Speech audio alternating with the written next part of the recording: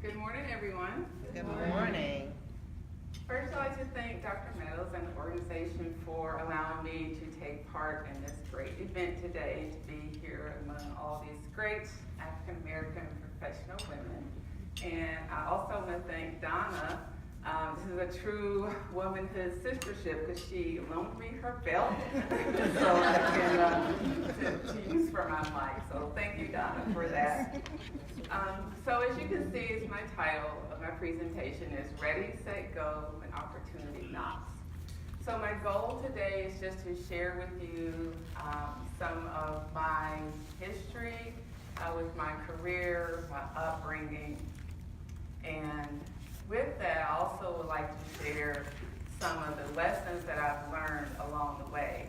I've been in the HR profession for a little over 30 years, and I've been very blessed to be over 25 years with the current employer group. So I feel like I've gotten there due to my work ethic, my strive for continuous improvement, and also the relationships that I have made with a lot of people, different leaders along the way.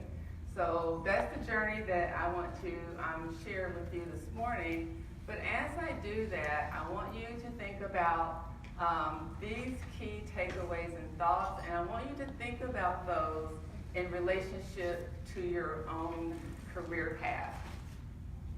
So the first thought is, it begins with preparation, preparation, preparation. I'll get into a little bit more of these as we go along, but think about in your own career, what is it that you've needed to do to prepare yourself for where you are today?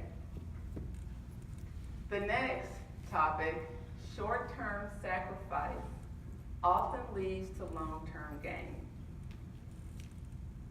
But lastly, don't underestimate yourself by willing to accept the challenge and step out of your comfort zone. A lot of times we get into roles and we get a little bit complacent, we feel comfortable, and that's okay if you want to stay there, but don't be afraid to step out of your comfort zone and accept the challenge, even though you feel that you may not be ready for that. So as I go through this presentation again, I want you to think about those things, but think about them as part of your own career and where you are in your life. So in framing this topic, I want to tell you a little bit about my background and my history. So first of all, I am a Kentucky native. I don't know if you can tell that in my accent or not. I don't think I have much of a southern accent, but some people have a different opinion of that. I grew up on a dairy farm, lived in rural area of Kentucky. My dad was a tobacco farmer. He milked cows, we had hogs, we had chickens, we had a huge garden. If we didn't grow it, pretty much we didn't eat it. My mom was a stay-at-home homemaker, cooked 3 meals a day. Unlike my life now, I would love to have 3 home-cooked meals a day. But she basically, in the summertime, she would can, she would do sewing. She loved outdoors, but our house was always organized and neat, which I think that's a trait that I have carried with me a little bit today. The wintertime, she would be quilting, but we always had a pretty much organized household. We did everything together, always as a family. So I was the youngest of 6 siblings. We often say my parents had 2 sets of kids. My parents had 3 kids. They waited 7 years, and then they had 3 more. So there is a 17-year age gap between me and my oldest sibling, to the point I don't ever remember her living with us.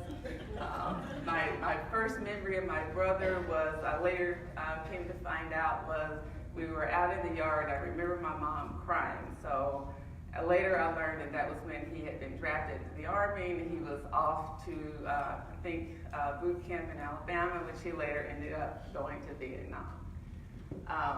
I enjoyed being outdoors. I was pretty much a daddy's girl growing up. Followed him everywhere that I could go. Because there were 5 girls in the family, my dad really didn't believe in the girls working on the farm, so we really did pretty much nothing until I sort of broke that mold, because I learned how to milk the cows, I learned how to strip tobacco, and my sisters hated me for that, because eventually, the two that were closest to me, 3 years and 4 years of age, they sort of, had to do a little bit more than what my older siblings had to do. But again, I always enjoyed being outside, and I say I was a collector of unique things. So being on a farm, from way back when, it was a little bit, when Indians lived on the land, I collected arrowheads all the time. So I would follow behind my father as he was plowing the fields, and I would collect arrowheads. I collected unique rocks. I collected matches. I collected many other things, to the point that today I don't collect anything, because my husband sort of accuses me of being a bit of a hoarder. So started running out of space, so I stopped doing that. Also, I've always been eager to learn, explore, and discover. Growing up, I had chemistry sets. I was always mixing something. Didn't have too many little explosions, but I always was interested in astronomy. So I had my telescope. I had multiple telescopes. Still have one today. It's one of the things that I love to do is going out and stargazing at night. So I currently live, I won't say in a rural area, but in an area where we don't have street lights, which is just fine for me, because it allows me to go outside and just to be in awe of the beauty of the sky. I consider myself a calm, quiet, even-tempered person. As you heard, Donna spoke in her presentation. It's about, and I can't remember your name, is it? Kamika. Talked about that, smile. I can see she has a contagious smile. I feel like I smile a lot. For those who know me, I smile a lot.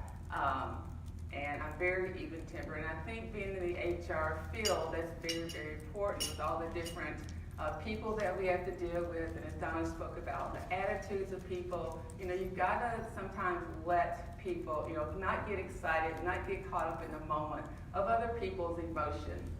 I'm so even-tempered to the point that as I was growing up as a child, my mother often accused me of not caring, because I just wasn't the type that, got worked up and, and showed a lot of emotion. And then lastly, I consider myself what I call a friend in the middle. I wasn't exposed to a lot of diversity growing up in a rural area, but I always had friends that were, some were athletic, some were what you consider bookworms, but I was always that person, the happy-go-lucky person that could get along with anyone. And if there was people who were having conflicts, I was the one that, okay, I can be your friend, I can be your friend, and try to bring you all together. And I talk about my childhood and who I am a little bit, just simply because I think, being the person I am today and being in the HR function, those are some key traits that you have to deal with the folks that we deal with. So growing up, these are some of the things I wanted to be. In grade school, I wanted to be a PE teacher and a veterinarian. Those two have nothing in common, nothing to do with each other. But, I've always, again, I wasn't one that played a lot of sports, but I liked the physical activity. I liked teaching others. And I think because I grew up on the farm, I liked animals, and I thought, hey, I could be a veterinarian one day. So that totally switched when I got to high school. One of my favorite subjects in high school has always been grammar.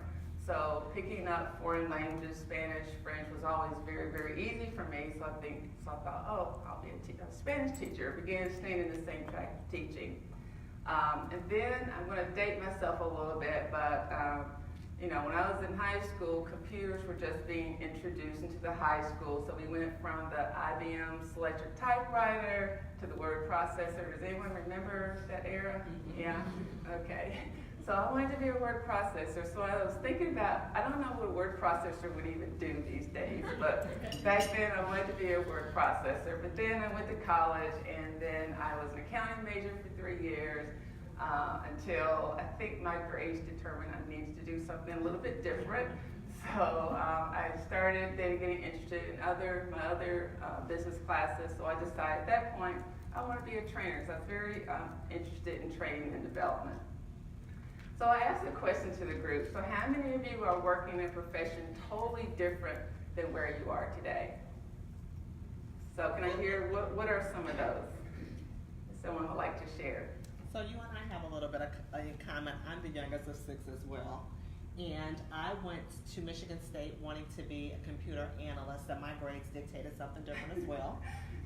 And then transferred to Wayne State University because I was going to be an accountant, and again, my grades said, this is not for you. So I ended up getting an undergrad degree in fashion merchandising and design and never pursued it. It was a fluke me getting into HR. So anytime I was hired in any managerial position, I was always put in charge of hiring, recruiting, interviewing, training. And so I just kind of fell into it, and I was good at it. So that's how I entered human resources. Interesting. Okay. Yes.